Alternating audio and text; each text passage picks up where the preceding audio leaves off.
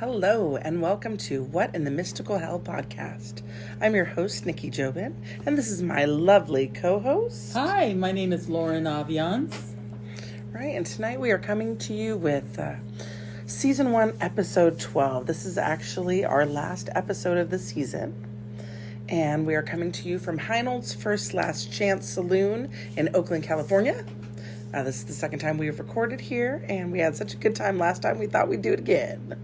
So we're hoping for some ambient noise, so if anybody out there hears anything in the background that they weren't expecting, please let us know. All right, Lauren, what are we talking about tonight?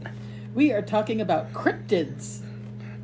Cryptozoology. It's all the spooky things that go bump in the night that have some story behind them, and some people believe that they exist, and other people say that they're not possible. What fence do you sit on there? Are you on the that it could be or couldn't be? I'm a skeptic on a good percentage of things. I like a lot of evidence for stuff. I have a tendency to want facts with anything.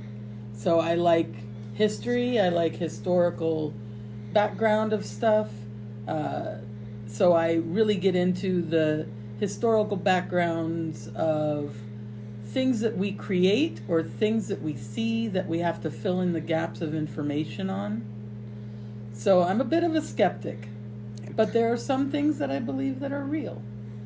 I'm kind of right there with you. I like letting, let's go as far with science as we can go and try to debunk things as much as we can. And if you can't after that, then you have to wonder, right? And, I've been watching, when I was doing the research for this, I've been watching a lot of different shows where they've been looking for cryptids and, trying to follow the lore and follow the legends and see what they find. And one of the interesting things that I'd heard and read was that, some animals that we had thought were extinct, they're later finding. So in some of these cases where they think an animal might be a long extinct animal, mm-hmm. It could actually be that animal because they're finding species that they thought to be extinct now are still there. They've just been in unpopulated areas. Right, like the giant squid, mm-hmm. for example. Yes. So it'll be interesting to see where we sit on each of these cryptids tonight. So on that topic, I looked it up, and there are over 100 new species of deep sea animals discovered in 2024. That doesn't include the reptiles, birds. 3 new bird species were recognized in 2024. And one would think that birds would be pretty visible to us, mm-hmm. but if they were only acknowledged in 2024, that means we've got a lot to discover. Absolutely. Especially when you're talking about sea creatures. We've only explored about 5% of the oceans, because there are some parts of the ocean that are so deep that we don't have the technology to go down there. Which is what makes this kind of exciting for me. I was watching, it's not one of the cryptids that we're talking about tonight, but one of the episodes that I watched, they were trying to find this reptilian animal in, I can't remember where the hell they were. But they found like underground caves. And in this underground cave, they actually found this invertebrate that you could tell that it lived its whole life in the darkness. Right. Because it was absolutely colorless. And these animals only live in certain specific conditions that you wouldn't think to find, but they found it in this underground cavern, right, in the middle of like Arkansas or something. And it's that glowy white thing, right? Yes, you saw that one too, right? Because they were looking for the lizard monster. Yeah. Well, one of the things that I think is interesting, and I haven't really looked at it closer, but it's the clouded tiger cat. Oh. Yeah. So that's a land animal, a mammal, I think, mm-hmm. that should have been recognized, but might exist in numbers so small we don't recognize them. We didn't see them. Well, also, when species grow in isolated areas. So I know you've seen the movie The Princess Bride. Yes. So remember when they're talking about rodents of unusual size? Right. There were islands where they had giant rodents. Like, not like, San Francisco, I'm the size of a cat, Right. but things that are like the size of a freaking goat. Like, well, I gotta admit, if I saw a rat like that walking down the street, I'd be like, here, just take my card, take whatever you want. I'm just going to suggest to people listening, do not look at this list of things discovered. Right? It's a little disturbing. 6 new species of millipedes in Tanzania. That's one country. Yeah. 6 species of millipedes. Mm-hmm. I think the one that really gets to me the most is the first carnivorous plant to grow underground pitfall traps. Yes! It's gonna trap people and eat them. That's kind of like a wolf spider. Wolf spiders make they make little traps in the sand for their prey to fall in, and they can catch them and eat them. And now the plants are learning to do it. Well, it's like Australia. 29 different things that can kill you. Right. The whole island is trying to kill you. That's incredible. But I'm going to pull us back in because tonight we are talking about things that are not verified as yet by science. So, I have a list, but I think we're just gonna jump right into them. And the first thing that we're gonna talk about is Nessie and Champy. Okay. So we're talking about lake monsters, specifically the Loch Ness monster, also known as Nessie, and the Lake Champlain monster, also known as Champ or Champy. These cryptids are thought to be some form of plesiosaur. Plesiosaur. And this is an animal that's been, it was around in the Cretaceous period, right? It was this long-necked dinosaur, and, it kind of looks like a sea monster, a lake monster. And so it lived pretty much about 66 million years ago. Right. So on these lakes, they're trying to find alternative theories for what these sightings could be. Because people are seeing them. People are saying, hey, I've got proof, I've got pictures, I've got video. Especially now, we have our video phone. So if you're on one of these lakes and you see something, you're getting real-time information. Right. But it's still kind of unclear. There's not one thing like, Nessie isn't standing up next to somebody going, cheese. So it's really hard, and these things have to be scientifically verified. And unfortunately, in the past, we've had hoaxes. Right. So that was some of the things that I was learning about Nessie and Champy. Like, I'd heard some things, and I didn't realize that photo of the Loch Ness monster from the 30s was a hoax. Right. Which is kind of crazy. Let's see. I said there's a lot of speculation about whether or not they're real. So the Loch Ness monster sightings have been reported as far back as 565 AD, when an Irish missionary reported seeing the creature in the River Ness. Mm-hmm. And then the excuse me, that photo happened in 1934, and it was later revealed as a hoax. And then they have, what I found was that they had other candidates for Nessie could have been giant eels. Mm-hmm. Could you imagine? No. Giant eels. I don't even want to think about that. Long-necked seals, a Greenland shark, large sturgeon, and catfish. I think for both of them, sturgeon are what they go to the most often. Because I saw pictures of some of these sturgeons in the episode that I was watching, and they're huge. Yeah. I didn't realize they could get that big. Yeah.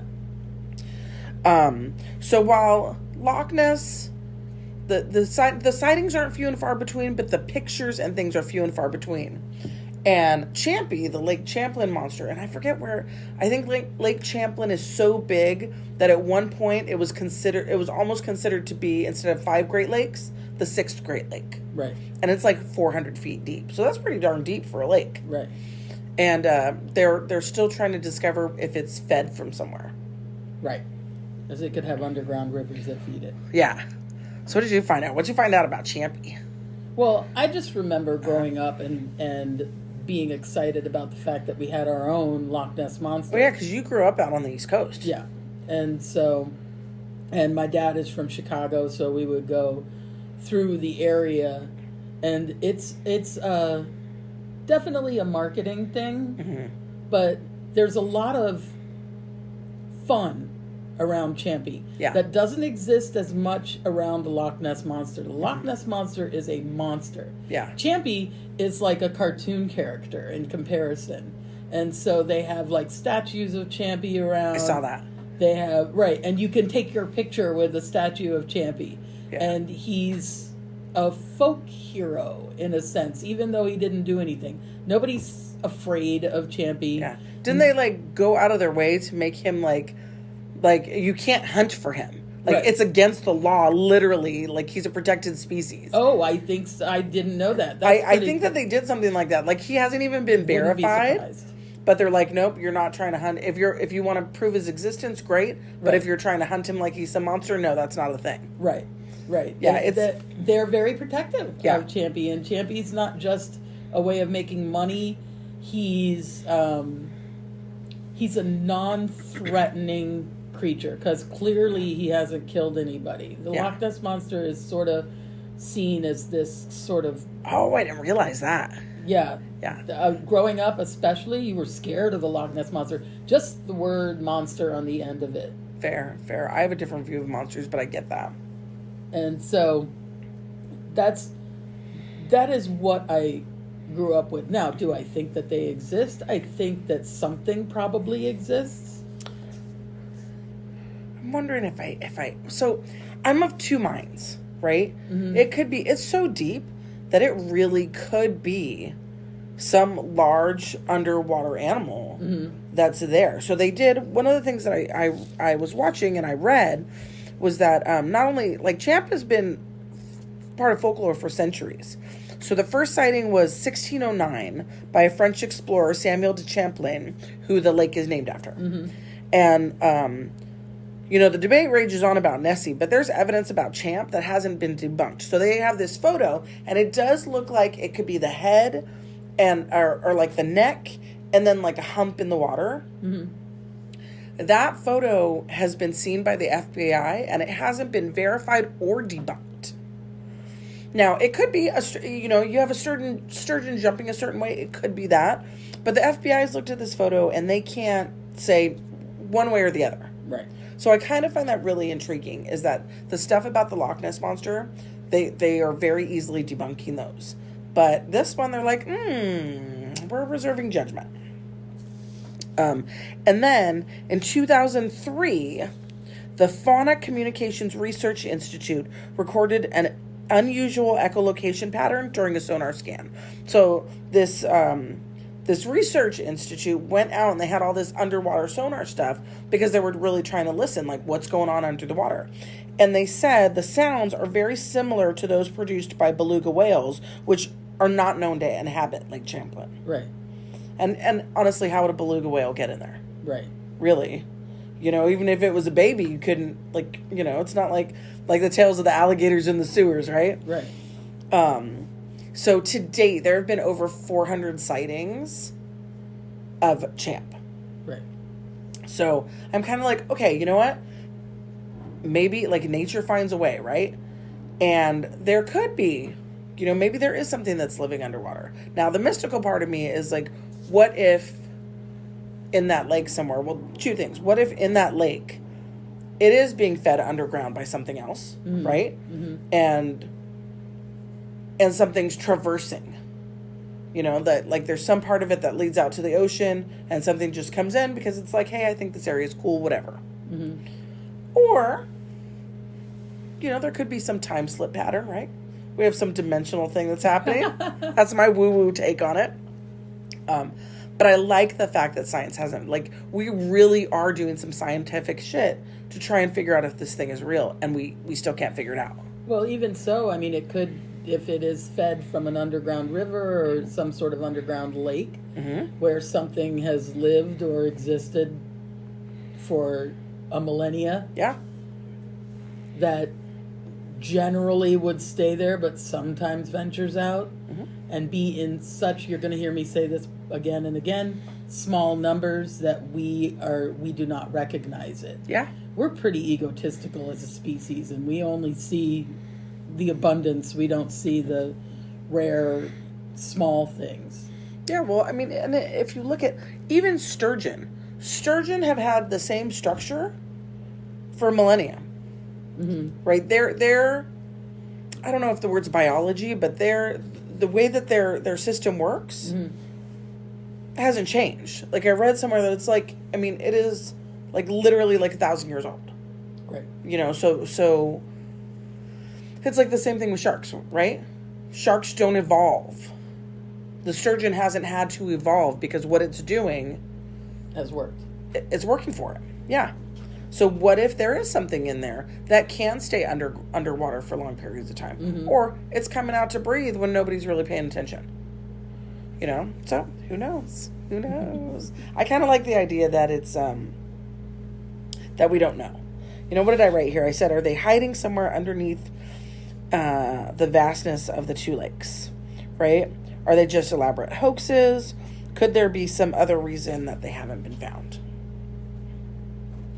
Well, I will say that the fact that I don't know how many Loch Ness sightings there have been, but the fact that there are 400 of Champy, I think does lend itself to the joyful magic and the puff the magic dragon kind of attitude that there is around Champy. Yeah, it's really a part of this town's identity. Yeah, it is. And that's kind of what is it in Vermont, I think?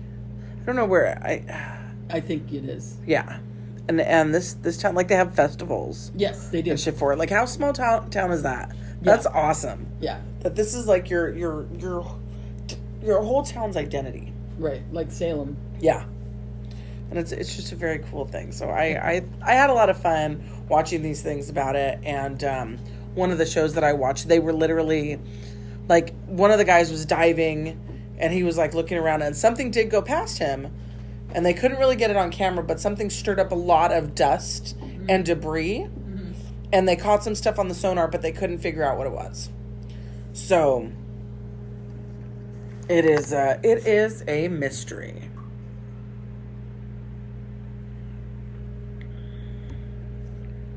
Intentional pause for water break.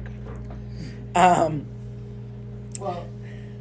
I was just thinking, and this is off topic, how strange it must have been to be in here and bartend in the dark like this. Oh, all the time, yeah. But I guess if you didn't have the electric light, it wouldn't really be so dark because you'd be used to it. Maybe. You know, with all the different candlelight. So if you've never been to Heinolds, obviously there is electric light now, but it does have, what, 3 gas lamps. Yeah, 3 gas lamps in the ceiling, which is kind of cool when you have them on. You know, the gas, if you turn the gas up, it literally will have a flame shooting up. But we have them on just enough now so that we can see, with a little help from the light on my phone so I can see my notes. All right, so next, the Jersey Devil. What are your thoughts? This one's fun for me because it's such... First of all, if there's any place that would have a devil, it'd be New Jersey. And it is the official devil of the state. Like, they literally did that. I was like, that's crazy talk. New Jersey is an entity of itself. And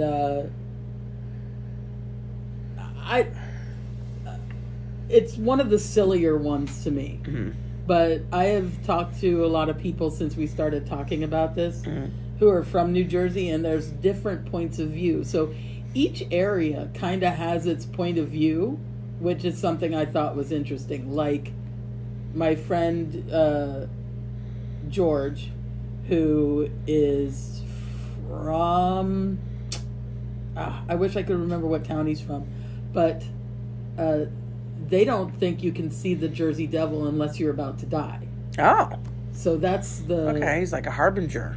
Yes. So, no, he's going to kill you. Oh. So the Jersey Devil kills you. All right. So if you see it, you're dead. So nobody's seen it as far as they see. That's why you've never seen it. Yeah. Okay. So I'm guessing each lore comes from a different region, different things, different experiences, like any other kind of lore. Yeah, where there are multiple stories. Absolutely. So that was one that I thought was interesting. But then there are other ones where we were talking earlier about what the Jersey Devil could really be. Yeah. Before we get into that, though, I am going to talk about the most popular origin story for the Jersey Devil. So, the origin story for the Jersey Devil, or the most popular one, because there are several stories. And first of all, let's just talk about what this thing is described that it looks like. It's described as a kangaroo-like creature with the face of a horse, the head of a dog, bat-like wings, horns, and a tail. I'd be pissed off and killing people too. Like, what the hell? What the hell? So this origin story is that we have the Leeds family. Okay, the Leeds family has a shit ton of kids. Mary Leeds, the mom, is on baby number 13, unlucky number 13. And she was so tired that her husband was not coming in. Like, he's not helping her. She has, I mean, you know, thank God she has all these other children to help take care of all the little ones, because she's running around pregnant every time she turns around. You'd think she'd just say no. I know she probably couldn't say no back in the day, but 13. So she was just like, you know, this one's going to be a devil. And it was. So she cursed the unborn child, and when the child was born, it transformed into the Jersey Devil. And apparently, one of the things that I read was that it attacked its siblings after it turned into the devil, and then it flew away. But there are other versions. Everything happens to do with a curse. Mm-hmm. Like, one is a young girl. This town curses a young girl for falling in love with a British soldier during the Revolutionary War. Another one was that a gypsy cursed someone for not giving them food. They asked for food and they told them no and cursed them. Stop. Oh my God, it's a dog. Oh. Okay. So, while we take a pause here, someone was walking with their dog, and the dog came up to the glass door here and was just looking at us. So, Lauren, you're not here with us. You can't see what's going on. Lauren looks at the door, and I look over, and I was right about to say, "Don't do that. You're scaring the hell out of me." And I see this dog head while we're talking about the Jersey Devil with its dog head. I see this German Shepherd head, like, staring at us, like, "What are you doing?" That was Bo. Oh. So if you come to Heinolds, there are a lot of regulars that come in, and they have their dogs. So there's a lovely patio outside where you can sit with your dog on nice days, and, you know, they have little treats for your dogs, and so it is very dog friendly here. And I did not expect to turn my head to see a German Shepherd staring in the window at us. All right, well, the Jersey Devil is making itself known. There you go. Oh, Lord. Okay. Wow, I'm like, whew. All right. But back to the Jersey Devil. This guy is getting blamed for everything. I mean, I'd be pissed off too. It's blamed for raiding chicken coops and farms, for destroying crops, for killing animals. It's scaring the hell out of people. In the show that I was watching, this woman, something scared the hell out of this chick that was investigating in the forest. She got freaked out. Something flew past her, and she didn't know what the hell it was, but it sounded really huge. So they did have a theory on what they thought it was, and I wish I could remember the name of this bat, but because they had you know, they had this machine that can hear the calls of the animals and tell you what kind of animal it is. But it was specifically for bats, because they were trying to figure out, could it be a bat? Could people just be seeing a really big bat? And, you know, the tails grow, right? It grows with the telling. Right. So the sounds that they were recording, it did come up as bat sounds, but it could not identify what kind of bat it was. Mm-hmm. So this comes to, there is a bat that is native to Africa, and they showed a picture of this bat, and I might maybe I'll find a picture of the bat and I'll post it on our Instagram so you can see what this bat looks like. And it has this huge ass head. It's got a 3-foot wingspan, and it does kind of have a horsey looking face. Yeah, like it has this big bat, giant ears. And that could legitimately be what's scaring people. And, you know, their whole thing was that it's not native to New Jersey. But back in the day when the sightings of this started in that time frame, you had boats coming up the river to the barrens, the Pine Barrens, is where this is really centered, and you had boats coming up the river for trade and to bring food to the people that are settling there, from the old world. And when they were traveling from other places, like when they'd stop in Africa, you'd have bats that would fly into the hold, or they'd be in with the fruit that they were bringing. Like, and we see that, you've heard the stories of the tarantulas that are in bananas, right, when they're transporting them. So in theory, if these bats are getting onto the boat when they're stationed in Africa and they sail over, they could conceivably now become a new species in a different area. Right. So that is scientifically possible. It's plausible. Is it what actually happened? I don't know. Well, there's alien frogs in Australia that aren't the cane frogs that were brought over and now have run roughshod over the country. There's boars in Louisiana that are not natural to the area, and they have free reign to kill them, I believe, even outside of hunting season. So why something could, like you said, could easily have been a transplant? Yeah, but what's the word I'm looking for? Oh, jeez. Teenage, child, baby. Young. Adolescent. Yes. An adolescent bat could easily have gotten in there. Yeah. And then stowaway. Yeah. And bred with local bats, and the stronger genetics prevail. Yeah. And so that is scientifically plausible. And I like that. Right. I like that it could be this thing that, of course, if you're seeing it in the freaking 1700s and, there's, like we said, there's no street lamps. Right.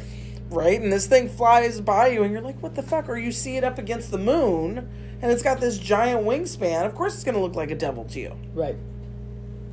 There was also some stuff there about how the Leeds family, like the husband was like a Quaker, but he wasn't really a great Quaker. So Ben Franklin actually spoke out publicly about this guy. Like denounced what this guy was telling people. And so part of that was demonizing that family, which kind of feeds into this now origin story of the curse. So in a sense, the family was cursed. So do I think that this could have a reasonable scientific explanation rather than being an animal of unknown origin? I think it's the likelihood of it having a scientific explanation is really high. They're printed on front and back. I know. Yeah. What are you looking at? I'm peeking. Oh, what, our next one? The next one's all you, Bubba. That's all me? Well, it's not all you. I have my thoughts on it, but we're going to talk about dun dun dun dun, the word you're not supposed to say, skinwalkers. All right, let's talk about skinwalkers. All right, so Yenagloshi, the Navajo word for skinwalker. I'm so glad you said that because I couldn't have remembered how to pronounce it. The tradition is that Navajo medicine men would learn to shapeshift into animals, and they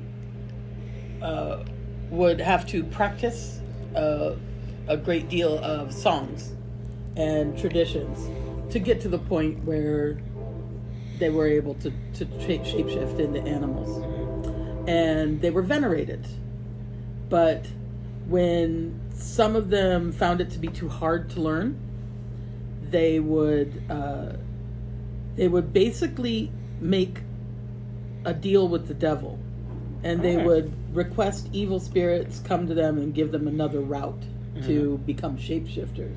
Okay. And the tradition in that case was they had to sacrifice a loved one, and in order to shapeshift they have to do rituals and songs, and then they have to repeat the process for any animals that they want to change into. So the first part of it is you have to kill a loved one. Yeah. So you're probably not a very good person to begin with. Mm-hmm. And then the next thing is to kill one of the animals in which to shapeshift and wear the skin. Yeah, well, yeah, I remember reading about wearing the skin. And so the animals that they would change into are coyote, wolf, buck, and deer. Mm-hmm. And pretty much only those. Okay. It would be too hard, and this is something I found interesting. It would be too hard to shapeshift into something very small because you couldn't wear the skin. Okay, that makes sense. So if I was looking at, you couldn't shapeshift into a rat. Yeah. Because the skin would be too small. So a coyote, a wolf, a buck, a deer, larger animals, probably a bear as well. And one of the things that is native tradition is wearing the skins of other animals. Mm-hmm. It's a pretty common tradition across almost every tribe. First of all, it was a source of warmth. Yeah. And then second of all, it became part of the tradition to thank the spirits for the life of the animal. Yeah. And you use like every single part of the animal. Yes. Everything, bones were ground for whatever purpose. Yeah. Probably for magical or medicinal purposes. And so the idea that a human would don the skin of another animal and become that animal is not far-fetched from the traditions of song and dance and just the process of wearing skins. They would wear heads. Yeah. They would wear the horns. So that is my bit of the tradition of skinwalkers in Native American culture. My research was pretty similar. So what I read is it refers to a malevolent witch, shaman, or spiritual person who can transform into, possess, or disguise themselves as an animal. So I didn't find anything about like them wearing the skins, which is what turned them into it.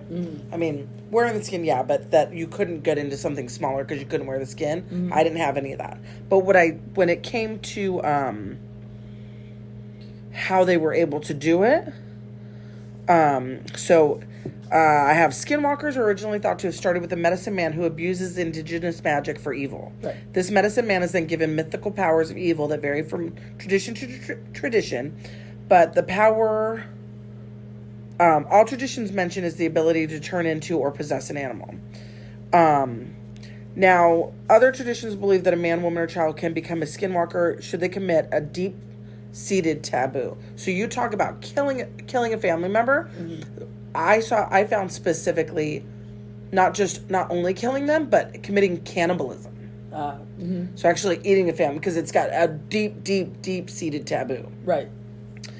And that's actually, cannibalism is also a theme that we see in another one of our cryptids that we're going to talk about next, which is the Wendigo. Right. Well, yes. Yeah. So again, skinwalkers are blamed, we're monsters, so we're going to blame them for everything. Cattle mutilation, strange deaths, if your crops fail. In the 1990s, there were a number of reports coming out of Utah about a ranch that was experiencing this skinwalker phenomenon. And now it has a TV show called about the Skinwalker Ranch. Right. So I was kind of looking at that, and I was going to go into more about the Skinwalker Ranch. But then when I was reading it, it's just really kind of centered around this one family that lived there. And other people haven't really shown a lot of phenomena, not anything that they can back up with any kind of evidence. It's a lot of stories. But apparently, the government is out there on the ranch also investigating, which leads, I mean, if you believe that, then that lends a little bit of credence that something is going on. But it seems like on these shows, from what I've read, is that they're never really coming up with evidence, right? So it's like your typical ghost hunting show, right? We're going to go in this room and there's evidence. We heard something. We'll be right back. Not us. If we were doing that shit, we heard something. Come on, let's go. And we'd be with the camera. Let's see if we can find what we heard. Was it a rat? Was it a person? Right. is it a ghost? I don't know. But I'm not going to, I'm not going to leave the camera in the other room while I go look for it. And then, so it's really, really hard to find a lot of good information about skinwalkers because it's something that isn't really talked about, right? Right. Yes, it's very much not talked about. Yeah. Because I think one of the things I read was that the belief is that if you talk about them, they will come to you. That'll bring them to you. Even saying the word skinwalker will bring them to you. So don't say skinwalker. I don't know how I feel about that. Like I can see what you were saying about how the traditions of wearing the skins and now we're telling stories and singing songs. So in a sense, because we're telling this story and we're doing this portrayal, we are becoming the animal in a very loose sense because we're doing this in this story. Mm-hmm. So through the course of the story, we become this character. Mm-hmm. I don't know that I actually believe that someone can transform into an animal. Mm-hmm. But I have a weird story about when we were on one of our road trips. So this was in 2017. Christine, our friend Christine, my daughter Noelle, and I, we drove to Oklahoma, so that Noelle could go to a concert. It was really, we left on a Wednesday, we came back on Sunday. Drove to Oklahoma, saw this concert, came back on Sunday. So it was a very, very fast trip, all things considered. Mm-hmm. But one of the things when we were driving through, so we stop at this gas station. And we see this cute little cat. Oh, hi, kitty. It's a little tabby cat. It's very cute. Don't think anything of it. Get in the car. Drive another couple hundred miles in another state. See another cat. It looks like the exact same cat. Very friendly. And, tabby cats are pretty common. They really look a lot alike, but swear to God, this is the same cat. Okay. Oh, it's kind of funny. Oh, what a coincidence. Get in the car. Drive another few hundred miles away. Another gas. We have to stop for gas again. We're out of gas again. Another one. I'm like, so, we're making the joke amongst ourselves that, oh, is there a skinwalker following us? But according to your research, they couldn't have been a cat because they're too small. Yeah. But it makes you wonder. And, there are stories of other shapeshifters throughout different countries, different cultures. Even different tribal nations have different variations of a skinwalker. Mm-hmm.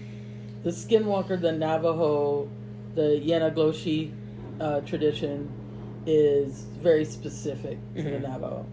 So this was what my source is a Navajo tribal person speaking directly of their knowledge. Yeah. But in my tradition, there are different variations on that. Not as maniacal. Yeah. Not as, it's sort of a natural thing for a human to become an animal when you live in the natural world. Yeah. And it's considered tradition in some tribes, for your dead to reincarnate or return to you as an animal. So we have traditions of finding your spirit animal. Okay, yeah. Which is very similar to the concept of donning the skin or the shape of an animal. Okay, so I have a question. Yes. So you said your spirits of your dead come back to you in animal form, and that's your spirit animal? No. Oh, okay. I was going to say that was actually really cool. That was something I didn't know. But okay, so they could be. So you have spirit animals, which we've all heard of. And then, okay, I had never heard that about the spirit of your loved ones, your dead coming back to you in animal form. So that's really interesting. Yes. You also see things in other cultures, if you hear about vampires over in Transylvania, over in Europe, they can transform into bats. Right. I'm trying to think of other cultures that have some kind of shapeshifter, werewolves are probably the most common. There you go, yeah. Any kind of lycanthrope. The witch from Rapunzel transforms herself from young to old. Mm-hmm. And then you have If you look at, Brother Bear, they got transformed into a bear. Right. Merida, the witch transforms these kids or transforms the mother and then the brothers into bears. Right. So you see these themes occurring throughout other cultures. Yeah. But I think that the skinwalker itself is unique because it's not someone being turned into an animal. Has been done to them. It is someone that is actively seeking this out for nefarious purposes. Right. A malevolent spirit. Yes. Of some sort. Living or dead. Yeah. Dun, dun, dun, dun. Let's see. The Wendigo. Wendigo. All right, what do you have on Wendigos? Why don't you start there? Okay, so the Wendigo is a myth that it actually originated in this country, from my research, and it's been passed down for generations amongst Native Americans. Algonquin tribe in eastern Canada. Oh, nice. Okay. It's said to come from stories. Actually, I do have that. You hear about it in really cold areas. The Wendigo is said to come from stories of hunters and gatherers who became lost in a blizzard and resorted to cannibalism. So we have that cannibalism factor. Right. Like you're doing something taboo, and this transforms you into something, something bad. Right. In most legends, in a lot of legends, the humans that are transformed, they're transformed because of greed or weakness. And it makes sense with the cannibalism there because basically you're weak by feeding on other human flesh, right? You've given into your hunger, you've given into your weakness and committed this taboo act. They are often depicted as tall, gaunt creatures with ice blue skin, glowing eyes, and sharp fangs and claws. They also may have antlers or pointed ears, and their lips, let me see in my notes here, their lips may be missing or chewed. It said that they were said to smell like rotting flesh and have exceptional senses and strength. So they're said to be found in the far north, and we see stories coming out of Canada and the northern states like Minnesota, Michigan, and Alaska. And it is described as a corpse with stretched skin over bones. So one of the things that I think is interesting is the long pointed fingers. And the lips disappearing, and the horns or antlers. These are all attributed to the same thing is attributed to vampires. Oh, yeah. Because the antlers? Really? Well, maybe some protruding bone. Okay. And the idea that it's skin stretched over bones, a corpse, is where the tradition of vampires comes from, is from opening up a coffin of someone who has been deceased and finding that there is maybe blood in their nose or their fingernails have grown. And their hair is grown. Yeah. And so all of these things are very indicative of what we find after somebody has passed away. Because your nails don't grow, but your skin retreats. Yeah.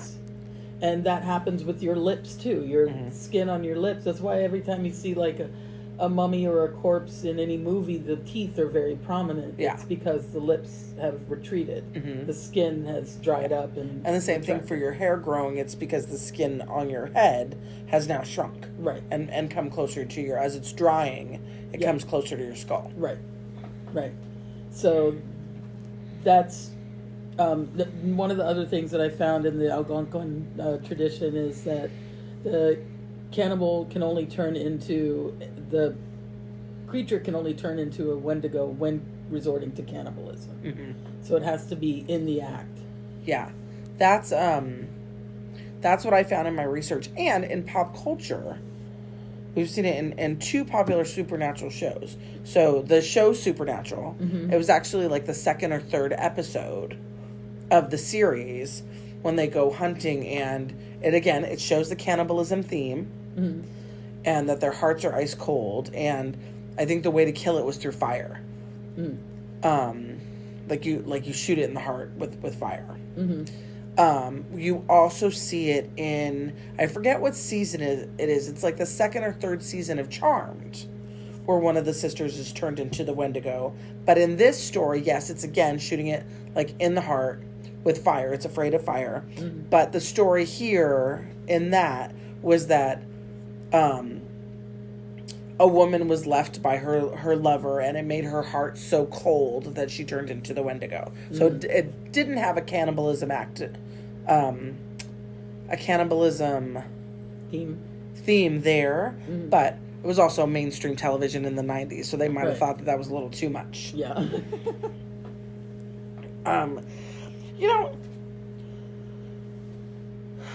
Do I believe that Wendigos are necessarily real? Again, another folklore with the caution to it that if you say the name, it'll have it come to you. Mm-hmm. Again, I find that very interesting, that other correlation between skinwalkers and Wendigo. Yeah, if another dog shows up, I'm leaving. We are locked on the door. We're barricaded. Thought I heard a dog bark. No, that's... No, I'm scaring myself. But do I think that if you're in a situation where you're freezing to death and you have to resort to cannibalism, that it can do strange things to your body? Sure. And, cause a physical response that could eventually grow into this tale? Mm-hmm. Yes, I do believe that is a possibility. But I don't know that it would turn you into a supernatural creature. Right. But then again, one of the themes that it explored in the show Supernatural was that it could also mimic human voices. So it was kind of capturing stray hikers mm-hmm. or travelers by mimicking a human and getting them to come closer so that they could feed on it. Because that act of cannibalism has to be continued. Right. I also read that the Wendigo is supposed to come out every... I don't know, there's always, it's like those bugs that live underground for 17 years and then they come out to mate. Cicadas, yeah. So there's, oftentimes with these monsters that you don't see for a while, they have that time period. Mm-hmm. Like X amount of years has passed and now I'm going to pop up again. So I'd seen that theme in some of the Wendigo research that I saw too.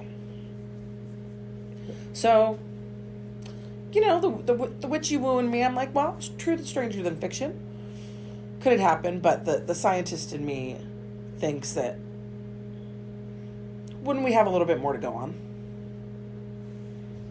I didn't find a lot of research about sighting, like actual recent sightings of a Wendigo. Mm-hmm. Right? And I'm assuming that, you don't see many sightings because it isn't out eating you. Right. Well, my personal opinion mm-hmm. is with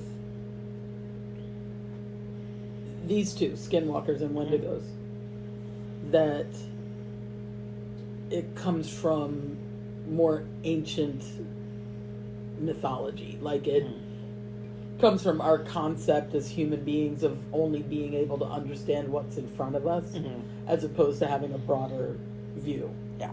So when vampires are seen as these things that have been dead but come back to life mm-hmm. because people opened up coffins and saw the dead grow their nails and grow their hair and all the other things that they saw, I wouldn't be surprised if the birth from this is very similar. Yeah, it could be. Skinwalkers, the birth is very similar to the concept of Native Americans wearing skins or humans wearing skins mm-hmm. in general. Yeah. Or even, someone maybe that was not part of that culture, witnessing those rites and misinterpreting it. Right. Though, I do want to point out with vampires that in some of those times, people were buried alive. Yes, occasionally. So much so that having a bell, remember when they would have the bell in their coffin so they could ring in case they were... Sure as shit, I'm sorry, I don't care who you are, how much I love you. If I go by your coffin and there's a bell ringing, I'm running away. I am running away. Sorry, babe. Yeah, I don't know that I would, yeah. Yeah, I don't know that I want to be like, let's dig it up. But things like that, so real talk here, I don't have it like in writing in my will or anything, but I literally don't want to be embalmed for 3 days after I die in case I wake up. Like, I'm terrified that they're going to start an autopsy on me or something, or they're going to start getting me ready for burial, and I'm going to wake up in the middle of it. Like, that is my... I don't have many fears, but that's a legitimate fear. I mean, I don't know how legitimate it is, but it's a fear. All right, moving right along. All right, now we're getting to the big guns here. Yeah. The Bigfoot, the Sasquatch, and the Yeti. This is probably one of my favorites because of the history behind it and the frequency of sightings. Mm-hmm. Now, when I see the TV shows that are, hunt for Bigfoot, I get very annoyed because they all seem so contrived. They seem contrived, and they make everybody that goes out to look for them seem like they are some backwoods I married my sister hillbilly. Everybody that they talk to, it makes people seem completely uneducated that believe in this. Right. And of all of these things that we're talking about, I think that these guys have the most likelihood of being real. Right. This is one of the ones where a number of the species that's under 10,000 could easily be overlooked. Mm-hmm. And so when you've got, for example, things like bears, a polar bear is just a brown bear who has changed its color. Mm-hmm, because it's acclimating to its climate. Right. So that is, however it happened, it's over spans of land and time. Mm-hmm. Yeah, but don't they have those... what are they called? Marmots or something like that? They're like cousins to ferrets. Mm-hmm. That, depending on the time of year, their fur changes color. In the winter, it gets white, and then during the rest of the year, it's more of like a golden color. Right. And it changes based on the temperature and the climate. Mm-hmm.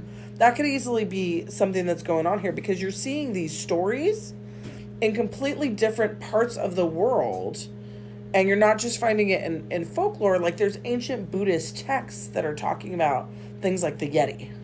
Mm-hmm. Well, I think that the video of the Bigfoot that we all are familiar with hasn't been disproven. Mm-hmm. That's right. And there are several hoaxes mm-hmm. that exist. Yeah, of course. And plenty of people have hoaxed Bigfoot and the Yeti and so on and so forth. Yeah. But I think that's, with anything, it's for attention grabbing. Yeah. But do I think that they exist? Sure. Yeah, I think the likelihood, like percentage-wise, out of any of these, this one I think has the highest percentage. Right. And if you've never heard of the Yeti, the Sasquatch, or the Bigfoot, well, you've been living under a rock. But these terms are often used interchangeably, and they refer to anthropoid hominids, so large ape-like creatures. Yeah. And they live in like remote areas, so they're very similar. But you would likely find the Bigfoot and the Sasquatch. They would likely have darker fur, and you hear most of the stories about those particular ones coming out of the Northwest and Canada. Now, depending on where you are in the U.S., you would also hear terms like wild man, skunk man, or skunk apes, grassmen, or yowies. Yeah. I want to go to where there are yowies, because I just like that word. Now, I also, when I was researching Bigfoots, the terms Wendigo and Rougarous mm-hmm.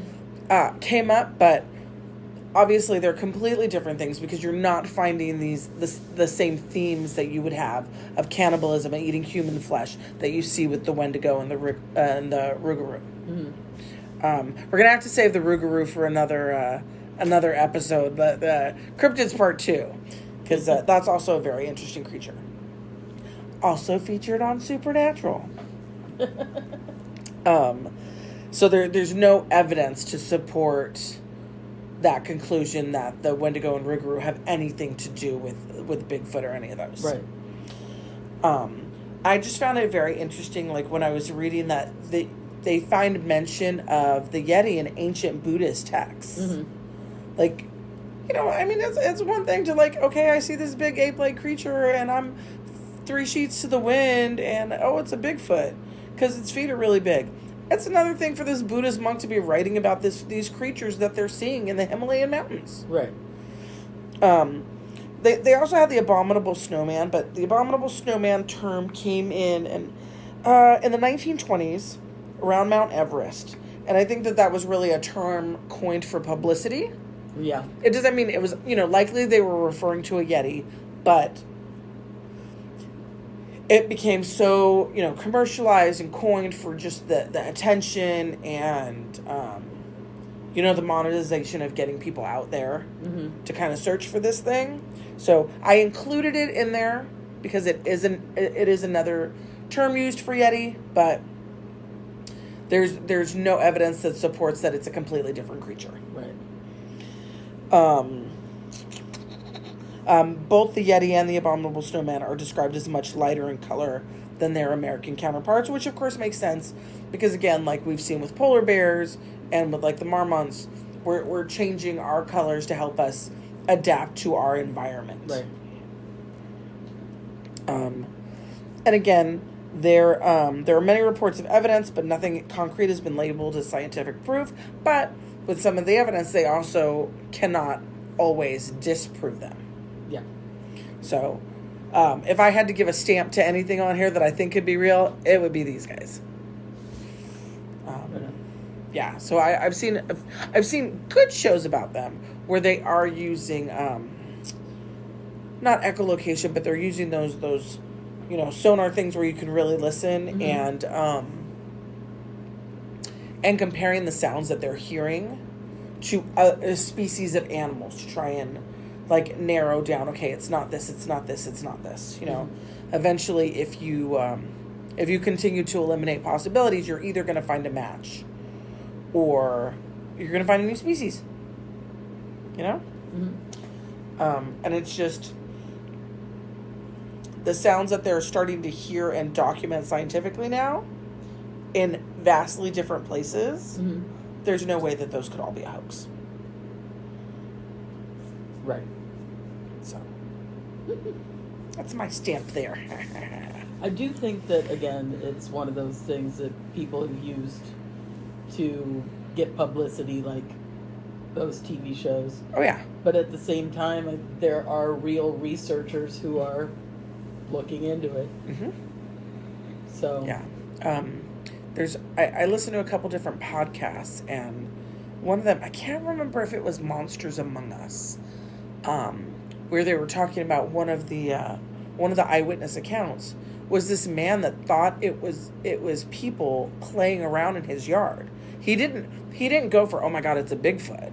Yeah. He literally thought it was somebody screwing around in his backyard until he caught something weird on the cameras.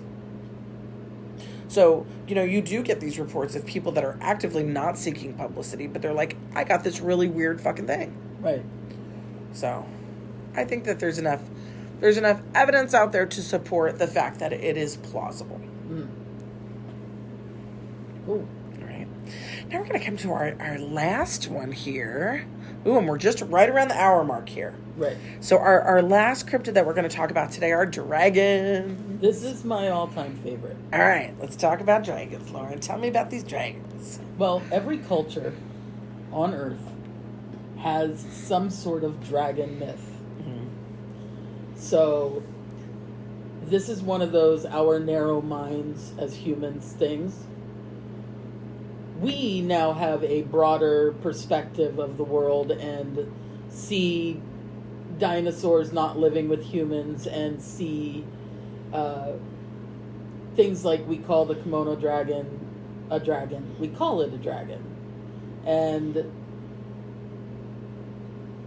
I believe that somewhere along the line, something has posed a threat that was a creature in every different culture whether it was a reptile or some sort of like foo dog or Chinese dragons with fur on it, something misconstrued but threatening. And I also, quite frankly, like the magic around them. Mm-hmm. The idea that they're mystical creatures. But I believe that at some point things existed that humans perceived as dragons. Mm-hmm. And dragons is just a loose term. Each culture has a different word for them. Now we see them as something different. So our eyes don't perceive them the same way that ancient eyes did. Mm-hmm. And so we don't see dragons. But did dragons exist? I think absolutely. And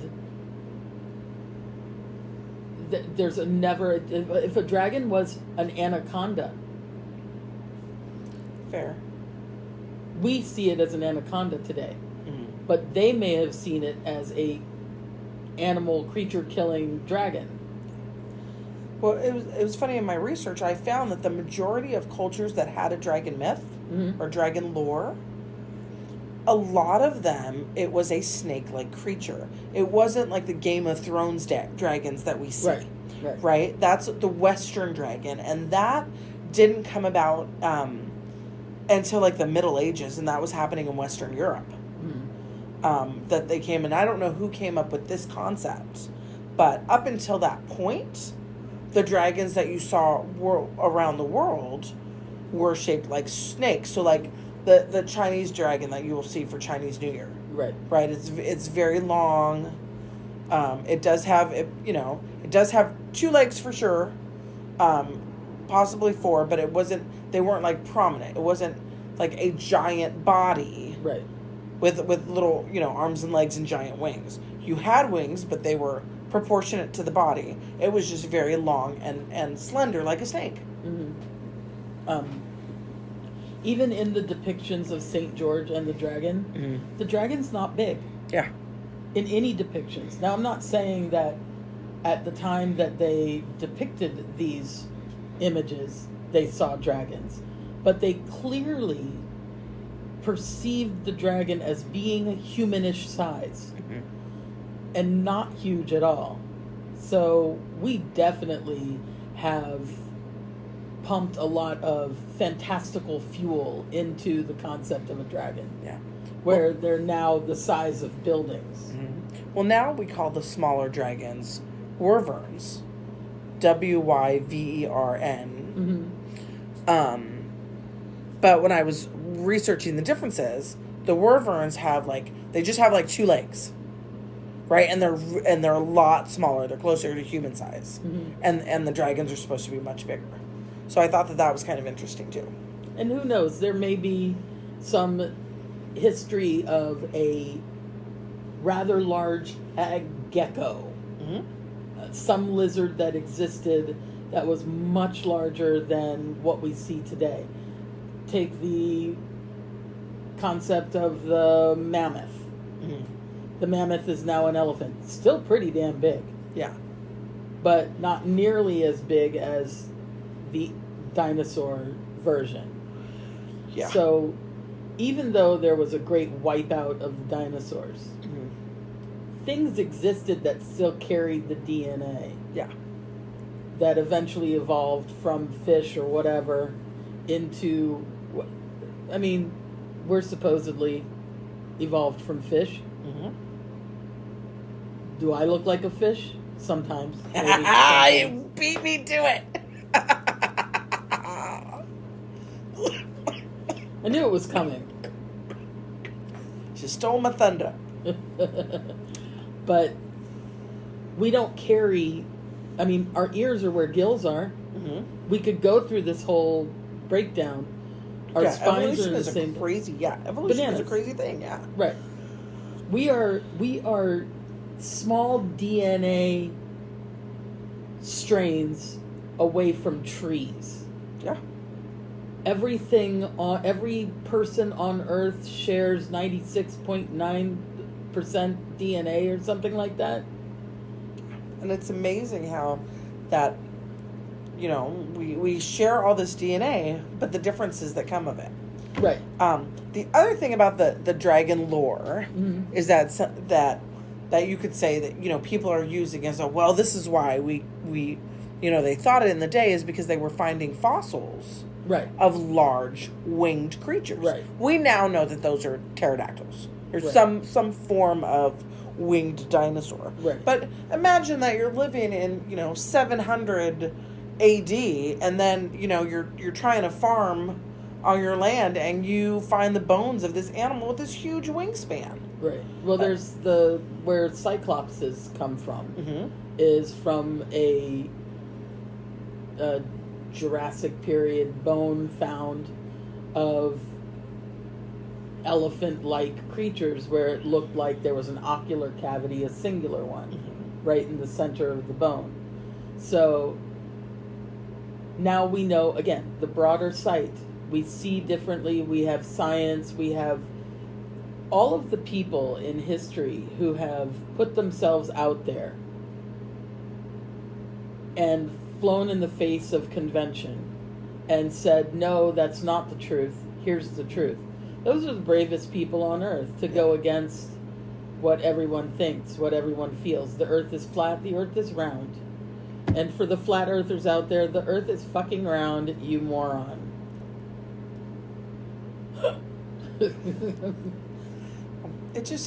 I think that,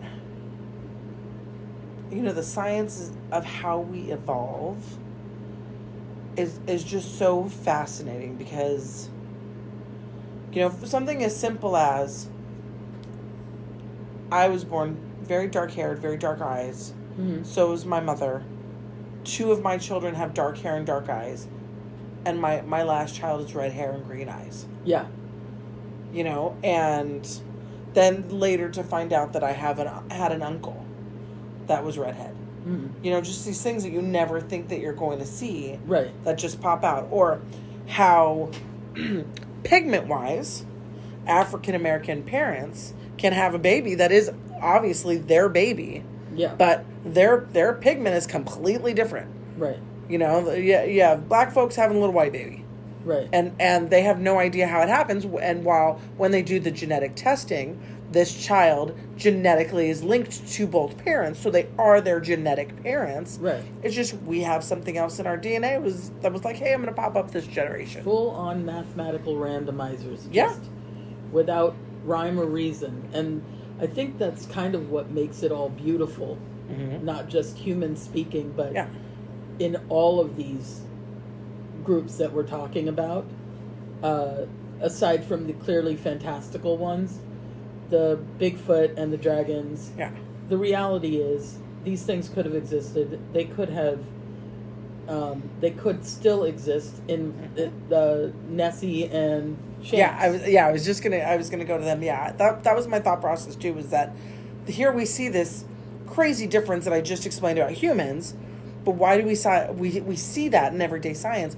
Why do we find it so fantastical that it could be something similar, a piece of evolution for the animal kingdom? Yeah. I didn't think I would enjoy this topic as much as I enjoyed it. It's kind of fun when you get into the science of it and you look at something and you're like, oh my God, that could not even be possible. But then you really start to research it and you're like, oh shit. Like you know what? I didn't want to believe it, but I do see a correlation now. Yeah. Except for the Bigfoot, because I was like, Bigfoot. Well, one of my last thoughts on this is, remember, there are carnivorous trap-laying plants out there that are ready to get you at any moment. That is right. We are discovering new things every day, and that's what makes science so fascinating. As Lauren's having a heart attack thinking about these plants. Look, normally you eat them. Now it's their turn. Yeah, I know. Sucks being a vegetarian. Right. Until the cows start eating the people, I'm okay. Yeah. Yeah, but you know what? That might be next week. Yeah, you never know. All right, I hope that you enjoyed this episode, listening to this episode as much as we enjoyed making it, with our scary moments, and sometimes it's things that legitimately scare us. Sometimes it's things we do to scare ourselves. Just when you're out there, don't take anything for granted. Look before you leap, because there might be a carnivorous plant at the bottom of it, and don't take everything at face value. I think that this is, we're pausing for a train sound. I think that this is train sound number 5. So on our last video, we didn't recall hearing that many trains, but upon playback, there's a lot of train sounds in our recording. But however, you know what? We were about the same time at night and all these trains coming through. It's very plausible that we just were not paying attention to the trains. Right. Which is probably likely. But I was trying to keep a mental track of how many trains that we've heard. And I believe that this is number 5. I'm so used to them. Yeah. I just, that was my little experiment in this thing. Anyway, thanks for listening to us today. This has been another episode of What in the Mystical Hell, where sometimes the stories are just folklore, and sometimes there's a German Shepherd staring at you in the window. And sometimes there's monsters under the bed, but when things go bump in the night, sometimes we bump back. Thanks for listening. Have a great night. We'll see you next time.